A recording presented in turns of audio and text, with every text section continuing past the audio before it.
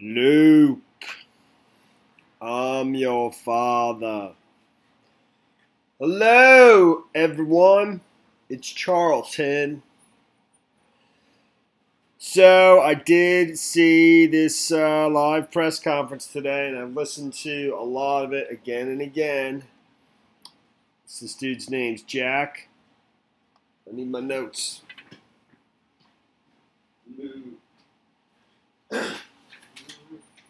Berkman.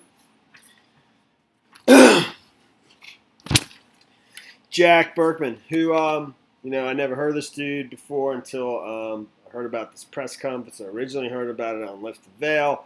I was over at Crowdsource today watching it. He seemed to have the best. He was there. Jason Goodman was actually at the live press conference in a hotel in Washington, D.C. I forget the name of the hotel. He announced it on his Twitter feed. This guy is a registered lobbyist. I think he's a Republican. He has personally investigated this himself, I think using his own funds. He's put up a reward, I believe in the amount of like $125,000 to bring the killers to justice. Supposedly it's multiple persons at this point. I have many different thoughts on this, and I don't know. I don't know if this video is going to last or what. I just got a bad feeling about this. I know the parents are suing Hannity and I think Fox News because of because of their coverage of this, that he retracted, or at least he didn't retract. I think he just said he stopped. I don't know what he said exactly, but there's tons of people making videos about it, but that doesn't. I don't know. I really do. I had this. My spidey senses was telling me that this was some kind of setup, man. And so, anyways, I'll get to that later.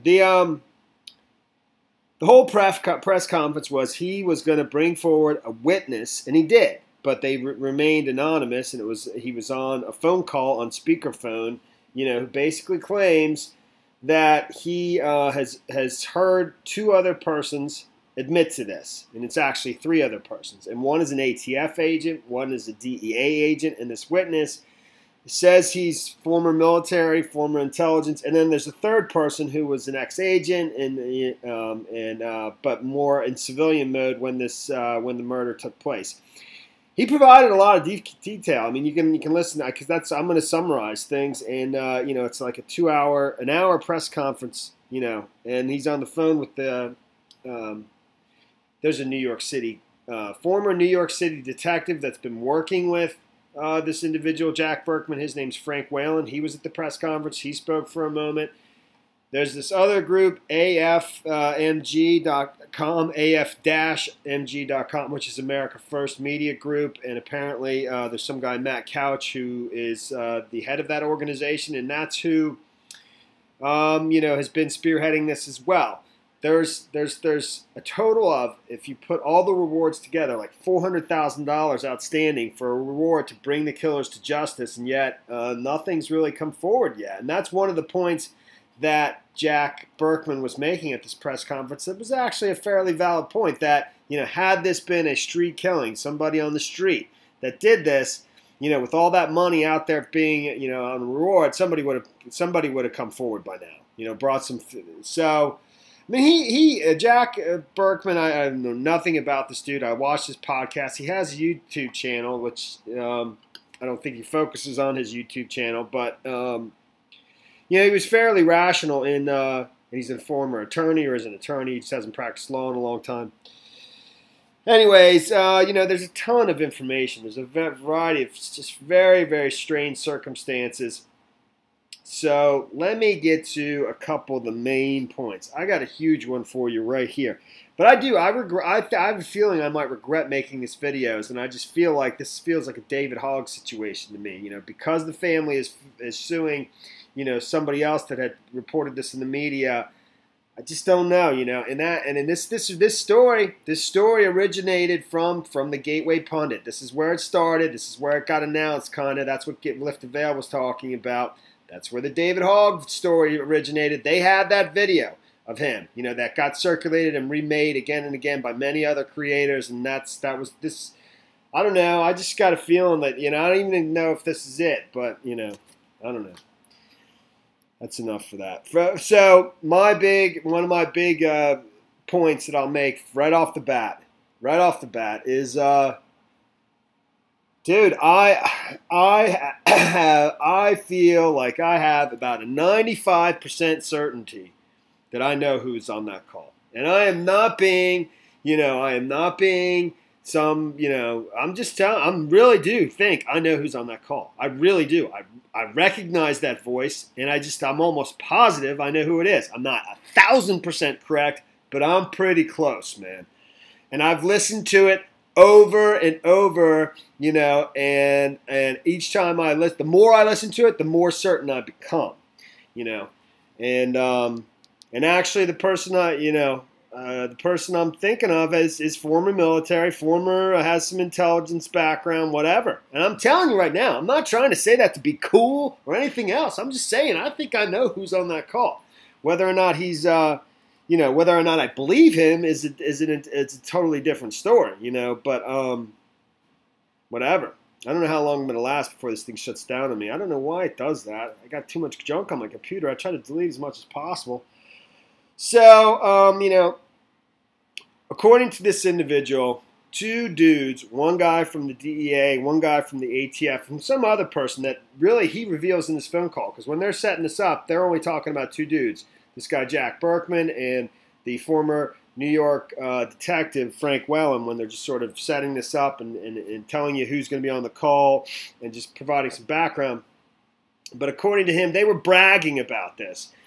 And he gives various reasons why they were bragging and boasting about it. And this dude gives a pretty good description of sort of what's about to be talked about on this call. He is the New York City former detective. His name's Frank Whalen. He's had 22 years on the force, and he's been working with Jack Berkman and this other America First Media Group, Matt Couch. He's also a private investigator in the state of New York.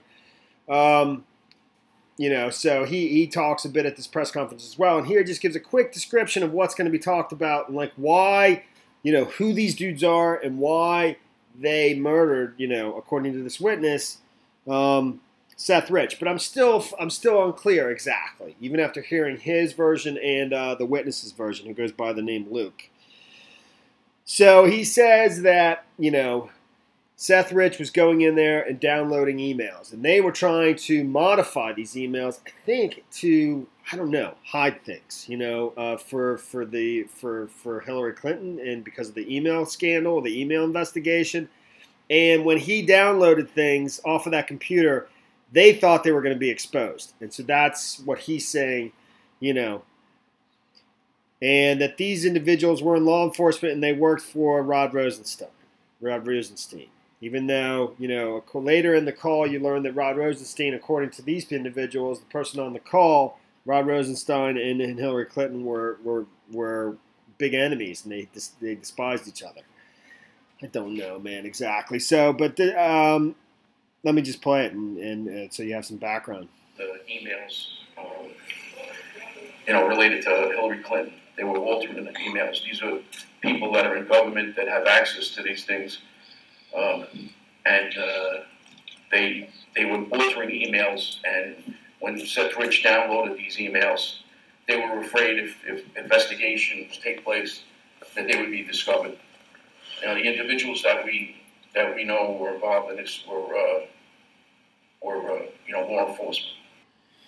Okay, so and then later in the call, I'll play this later in the video, but here's the dude who's on the call, and I'm just playing this so you can hear his voice. If you want to hear, everything he says, you're going to have to go to one of the sites. I'll link it down below, Golden State Times International or Crowdsource the Truth. They're both there. Golden State International is actually linked at the America First Media Group. That's how I got there, and they seem to be behind this private investigation, a big part of it. But I just want to, play this voice for you. I'll play it again later in the video. And here it is. So that's when I first heard the name. Didn't know anything about that side. What they were doing, they were bragging about it. They bragged about prior to this before the name came up. And talking through it, I did some research, found out what they were talking about through my channels. And they had detailed. So he's basically saying how he even learned about, you know, these two agents, the DEA agent, the person on the phone, the person who goes by Luke, the witness. You know, he's talking about these two agents were bragging about killing this guy, and he didn't even know who Seth Rich was. All right, and then, you know, I'll play the rest of my video. I don't know for a fact. I know with a great deal of certainty, I think, who's on that call, in my opinion. My opinion. The rest of the video. So, you know, they asked him, there's press there. There's somebody from the Daily Beast. I'll play a question he asked. Washington Post is there. You can see over at Google News, there's the Daily Beast basically says, you know, it fizzles spectacularly. And the Washington Examiner says Seth Rich's parents condemn conspiracy theorists on anniversary of murder. On anniversary, the Omaha World Herald, he's from Omaha, Nebraska, apparently, I believe. On the anniversary of Seth Rich's death, his family asks public to remember his public service. On anniversary of Seth Rich's death, family focuses on service over conspiracy theories. So, yeah, you know, I don't know, man. I don't know, dude. I don't know where this is going. So here's the Daily Beast, though. Please, if you don't mind, be helpful. Hi, Luke. How you doing? Will Summer at the Daily Beast. I guess the most obvious question is, why should anyone believe what you're saying? Like, you're not here. We've seen no evidence that you're at all connected to law enforcement, or no. I mean, you could literally be any guy that, you know, Jack might have put someone up to this. Like, what is the proof we have that any of this is true? Thanks. Yeah, certainly. Understandable. Evidence has been turned over. Testimony has been given to people who have vetted it. I've been polygraphed. Provided this testimony, so that has been checked there, and there's a lot more available. It's just bogged down. It goes beyond what you might get off of open source. So he says he's been polygraphed. I think I mentioned that, and that's you know, with the House Intelligence Committee. I mean, if that's true, I don't know. I don't know. Do I believe that? Not really. I'd say no. So I think we'll just conclude this video in a minute. And he goes into the description of, you know, that night, you know, and that he had been surveilled for several days or even a week or so, and that these three individuals, I think one was waiting at his home, another person was watching him leave his place of work. It was super early, you know, and they asked him what. I mean, there was press there. There was major press there. The Daily Beast asked the question, the Washington Post, and they're saying, you know, many things, you know. He claimed to have taken a lie detector, and that he had spoken with the House Intelligence Committee, you know, and that they actually, I think, you know, he said the Secret Service were the individuals that gave him the lie detector, and that's with the House Intelligence Committee. You know, there was a ton, and I don't know, man. It was certainly interesting. I listened to it many different times, partly because, like I said, I am not doing this for views. In fact, I don't know that this video is going to survive. I have a feeling this thing might get striked. You know, I really do. Because I have a feeling the Purge 2.0 is coming. And I'm not, I've always maintained this thought that the Purge wasn't YouTube to begin with, but it might have been other creators, you know, setting up, you know, other channels, whatever. And I don't even care, man. I'm just saying. But I lost my train of thought. You know, that's pretty much the story there. I could go on and on.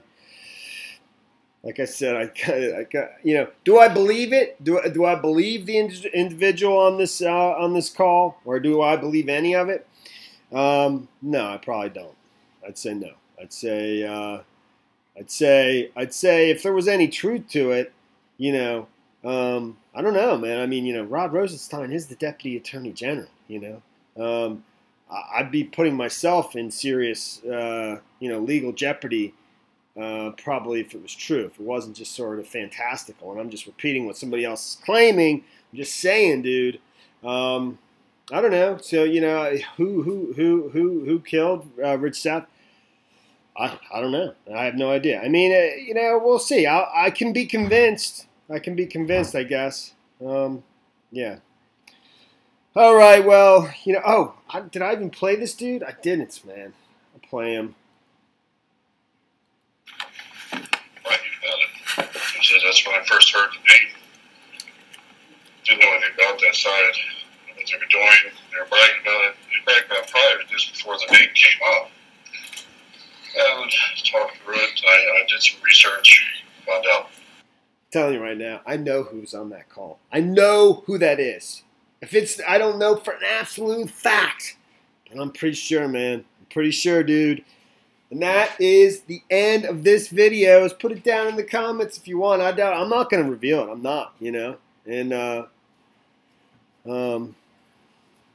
but I do. I think I do. I think I do. That's the end of this video. Thanks for watching my videos. Please subscribe to my channel. Give me a like down below, and I will see you in the next video, man. Later. Luke, I'm your father.